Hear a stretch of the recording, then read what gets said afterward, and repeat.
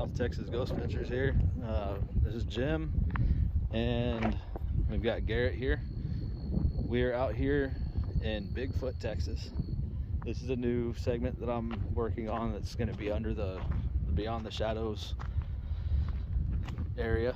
So we're going to start looking at some historical markers, getting some history of the different areas.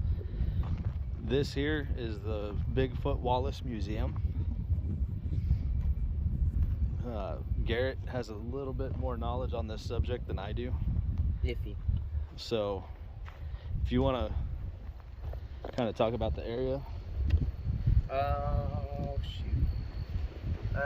This area is more known for Bigfoot Wallace. He was a Texas Ranger and he fought in the Texas-Mexican War. This is his town named after him because his name was William Bigfoot Wallace. And he lived in this area plus the land around here. And sorry about the background noise, guys. We got some crazy people out here.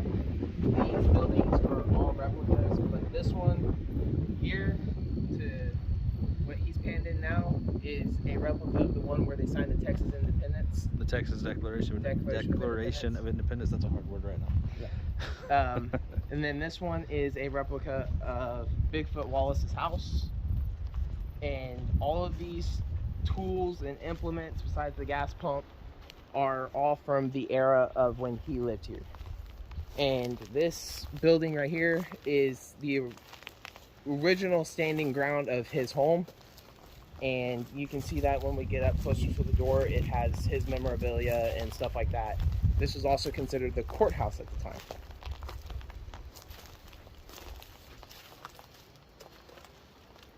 Giving them a shout out because, I mean, hey, why not?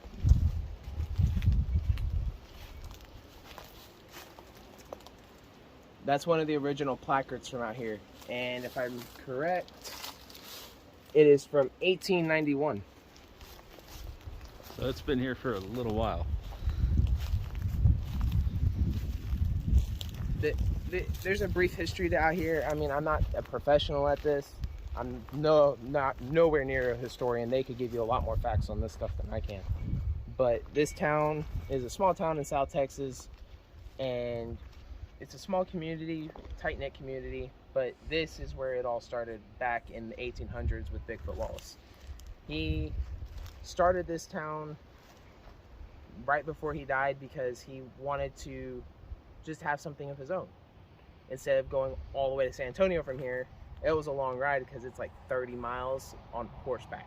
That was a long ride back in the day. Oh yeah, not like today where we got cars and trucks where we can go 70 everywhere. 45-minute drive. They were days away, per se.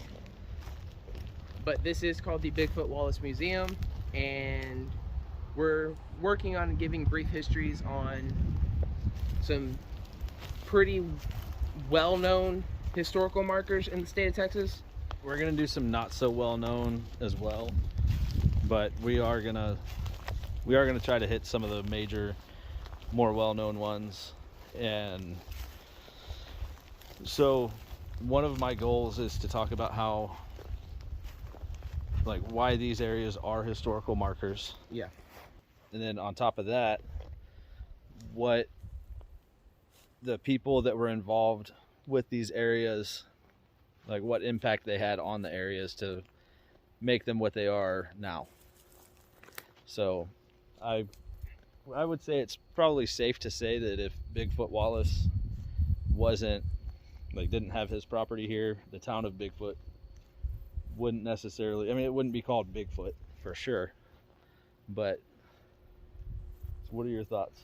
So this, I mean, I'm looking up the history because I already forgot most of it, but this is the first settlement of Bigfoot was made in the 1860s, but it was also known as Connolly's Store.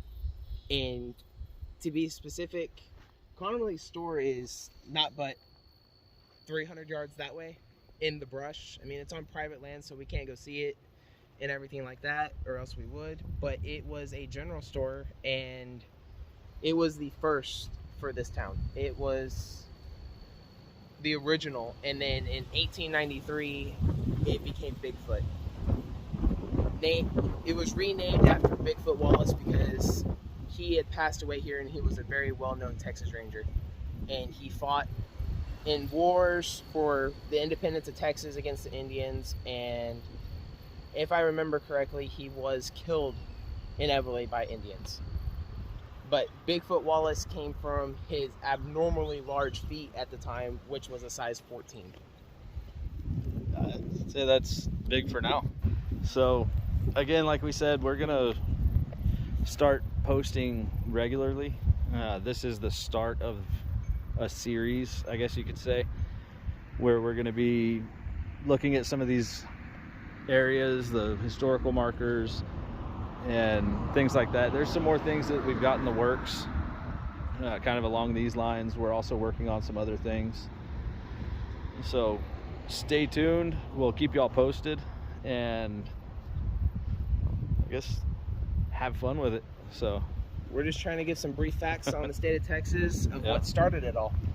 I mean, this is probably one of the most original settlements of Texas. It was started by just a guy exploring the frontier, and he made it into something. Yep. Well, and that's what a lot of it was all about at the time. Yeah. So it was westward expansion. Yep. And they put up a lot of good fights here against the Indians, not to say also the Mexican army at the time. There were a lot of land squabbles at the time. Very much so. And we are just trying to spread a brief history to the people who may not know about our town, or my town. And this place is very, very cool, out in the middle of nowhere, and you get... It's very quiet. It's a all nice the little... traffic. Oh. I mean, this is about rush hour for Bigfoot. We've seen 4 cars, so... Yeah, true. All right, well, stay tuned. We'll keep y'all posted on what else we have to come. Catch y'all later.